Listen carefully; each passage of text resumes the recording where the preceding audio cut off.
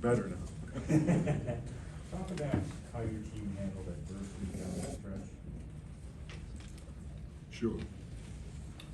Did a fantastic job of handling it. I won't call it adversity, it's just when a team make a run, and the basketball game is made of runs, our guys did an amazing job of keeping their mental stability and understood that this is a game of runs, and how they responded was perfect. Because this is a tough team that we faced. We knew it coming in.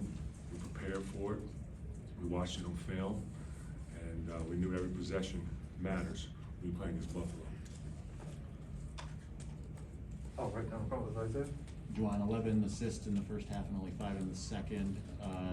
Was there something that Buffalo was doing, or was it something with your team that you'd like to see? Not discrediting Buffalo's defense, but I would say this: we missed some open shots, and when you miss open shots, basically you don't get credit for that assist in a box score. I just like the fact how we executed from top to bottom. When we came out of timeouts, we were very detailed in sets that we ran on half court. Very detailed, executed very well. Daniel? Juwan, what did you make of the boost Musa gave you guys in the first half? Love it, love it. Doesn't surprise me at all, because that's the kind of player he is. He brings energy, effort, toughness. Hunter was talking about how well he thinks he meshes with Musa. What did you see tonight from that sort of two big lineup with both of them on the floor together? Oh, I've been watching it in practice. I just haven't told you guys. We've been building it. We won't continue to keep developing, but we're a work in progress, and we'll continue to work on how we can improve with different lineups that we throw at our opponents. James? Juwan, Terrence hit several key shots when we push in the second half. I guess just what do you make of his performance and his ability to make those shots with you? Oh, I love this, the way how he competes. I loved it last season. I loved this summer how he came in early, before class started on July 1st. I think he was in maybe a month early, and paid his own way, and stayed in an apartment, and paid his own way with that, and came in and transformed his body by trimming down and buying into the culture, which he's done since day one when he became a freshman. He changed his diet. He also worked extremely hard on his game.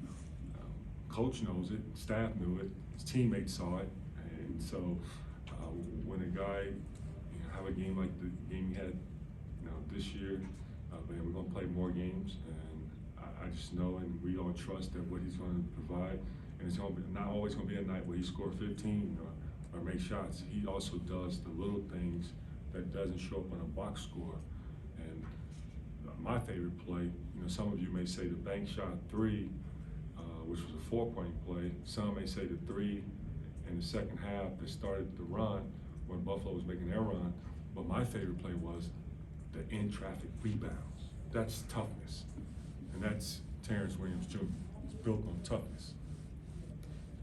Over here with John? Hunter made a point of saying that when it got so close, you were just emphasizing that teams have runs. Now it's time for us to make ours. With a young team, did you find it important at that point to just kind of calm them down and be more encouraging? In coaching, I've started to learn this more and more, and it wasn't like it was new to me, but one thing about when you coach, you gotta really watch the words you use, your body language, because sometimes, like, when you have body language, when teams make runs, or you become a little bit more, where your voice changes, or it becomes more demonstrous, loud, and it shows like you're a lot of anger. And granted, that's a part of the process of coaching. Coaches need to learn how to communicate with their players. And the best thing I can do, and I'm not saying every time I'm going to stay calm, but I am going to try my best to be as calm as possible, because teams feed off your energy as the lead guy. Because and that's where, as a coach, and I've learned that I have to do a better job of body language communication. Over to Michael. Juwan, how did you feel the offense performed today during the stretches when Devontae was out with foul trouble? Yeah, great question. Because sometimes, you know, we fail to realize, like, you have one of your primary ball handlers, and he's making plays for you, and then he gets in foul trouble, but then now you have to figure out, okay, like, next man up, and that's the beauty of our group, that we don't make excuses, we figure out solutions, and we have trust built in. And Eli, you know, came in, he became more the facilitator, and then I had to give him a break, and then Frankie did a phenomenal job of keeping us, you know, organized and ran the sets. And so with that, you know, everyone on our team is from top to bottom.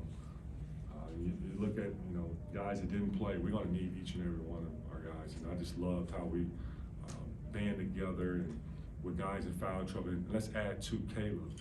Caleb, he had foul trouble as well, and he sat down for a long stretch. And you have guys like T stepping up. Back over to Steve.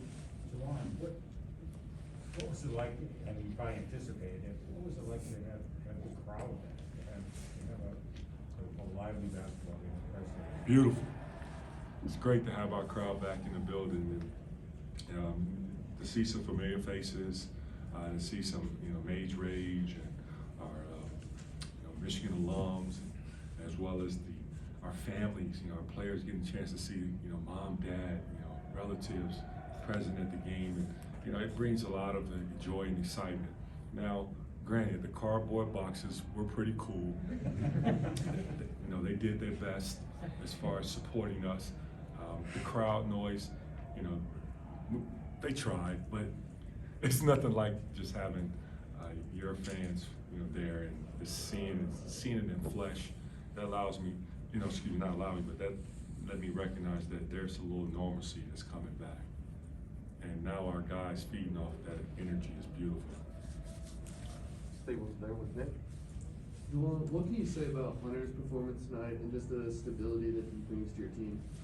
Hunter's performance was below average. You're right, Coach. I loved his performance tonight, and you know, he's one of the best players of our team, and you know, he's worked extremely hard in the off season. Also, and came in, and you know, we had fall workouts leading up to our first practice. He's been so locked in, doing whatever he can to really enjoy the experience. And he's another one that, you know, being a sophomore, he hadn't had a chance to see what it's like to play in front of a home crowd. Terrence haven't had a chance to see it. You know, our sophomores that were here, Jace, Zev, now they're getting the chance to see like what they have looking forward to and since the time before COVID. And so they know, and like, okay, you know what? Michigan is a special place. Go back to Michael. Juwan, what were your thoughts on how the guys did on the defensive glass, which was an area you kind of challenged them to do better after Friday's game? Yeah, they had 12 offensive rebounds. It's still too high for us. But if you look at Buffalo last season, they were the leading team in the country in rebounding and offensive rebounding. And that was a strong emphasis for us in our preparation as far as how can we limit them to one-shot opportunities. But I still do not like seeing the team have 12 offensive rebounds against us. We have to do a better job of that. But it was great that we won the rebounding war by 2, 39 and 37. Andrew. Juwan, Caleb, before he went out with foul trouble there in the first half, was a big part of the run, not just the scoring, but perhaps rebounds and some nice passes. I guess, yeah, can you speak to his play? Yeah, Caleb, man, he's shown so much poise as a young freshman, and think about it, you know, this guy reclassed up.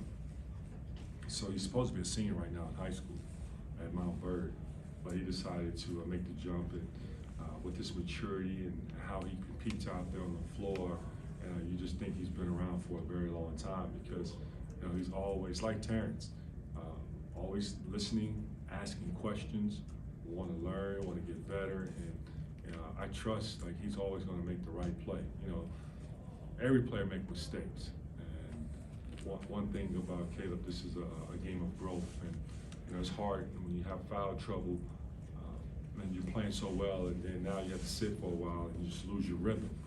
But when you start the second half, you know, I was trying to get him back into, you know, getting up and down the floor, get him loose and running a few sets so he'd get more comfortable and get back to that flow that he had in the first half.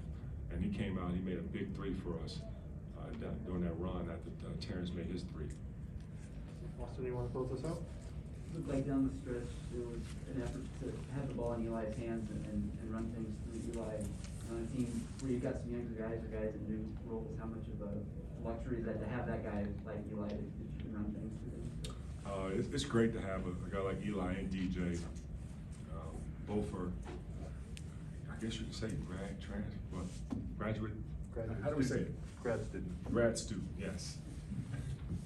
I was gonna say a senior, but now this new stuff like grad seniors. When I was in college, it was just what?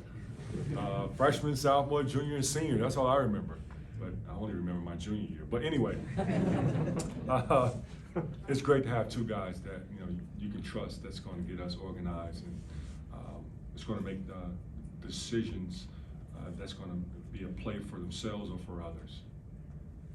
Coach, we appreciate it. Thanks, guys.